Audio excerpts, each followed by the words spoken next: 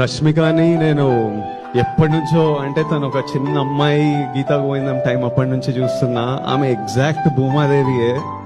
అంటే ఒక ఇన్నోసెన్స్, అంటే నన్ను ఎవడైనా ఏమైనా గెలికితే నేను రివర్స్ వెళ్తా మళ్ళీ.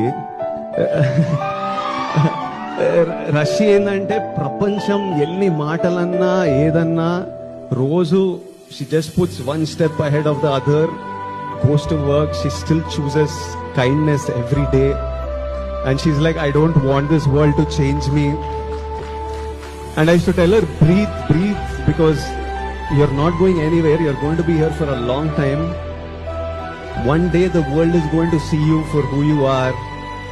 Someday, with time, give it time, you just do your thing and the world will see you. And Rashi, I don't know if it has already happened, if it's happening, if it will happen in the future, but we all should protect who you are, and you should always stay who you are in your journey.